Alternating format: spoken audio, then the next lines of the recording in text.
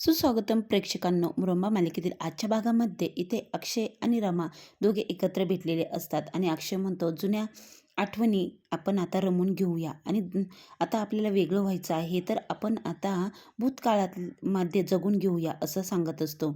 आता इकडे अण्णासाहेब अण्णासाहेब साईच्या आईला समजावत असतात, तुम्ही एवढा राग धरू नका.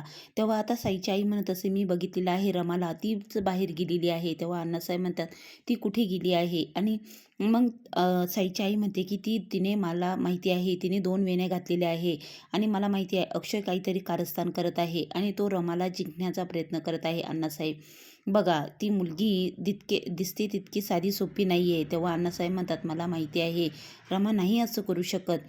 तर इथे साईची आई ऐकत नाही. अण्णासाहेब, तुम्ही एकदा तिला फोन करून बघा, ती कुठे आहे तिला विचारा आणि तिला आत्ताच्या आत्ता घरी बोलावून घ्या.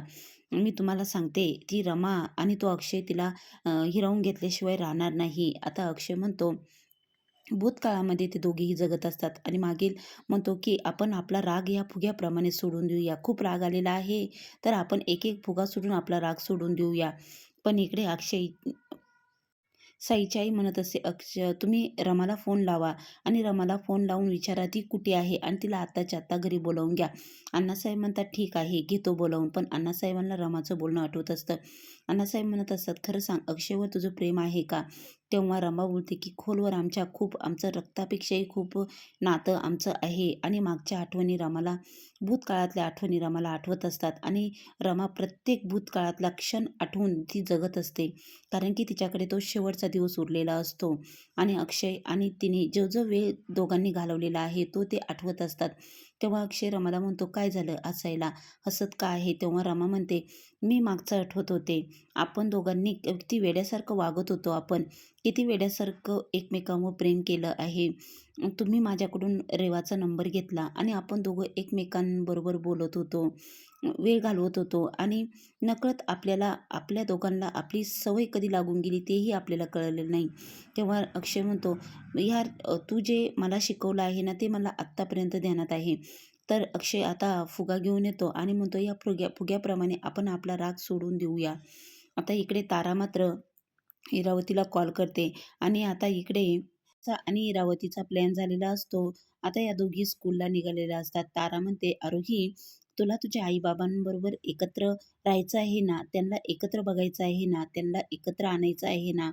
तर इथे आरता म्हणते, ताराताई तू खोटं बोलत नाही आहे ना, तू खरं बोलत आहे ना, की तुझा काहीतरी गेम नाही ना. पण आरोहीला ताराने तिच्या जाळ्यात ओढलेलं आहे आता. आता आरोहीला सांगते की तुला तुझ्या आईबाबांबरोबर परत यायचं आहे ना तुला?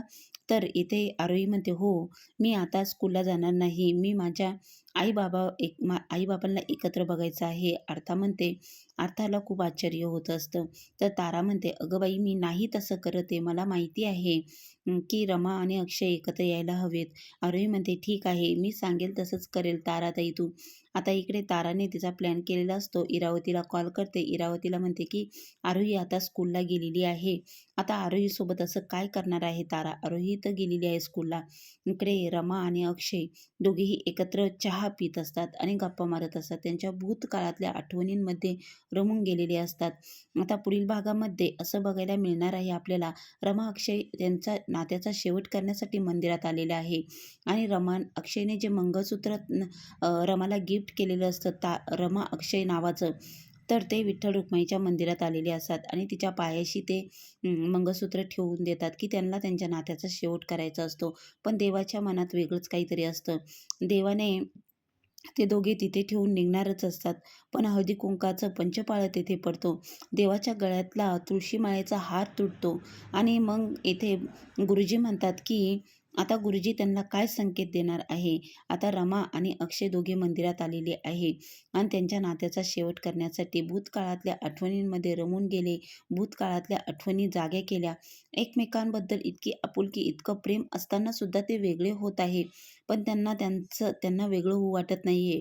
पण आता मात्र विठुराया आणि रुक्माई त्यांना साक्षात्कार झालेला आहे. आता विठ्ठल रुक्माई यांना एकत्र आणतील का? रमा अक्षय पुन्हा एकत्र येतील का? पुढील भाग बघायला विसरू नका.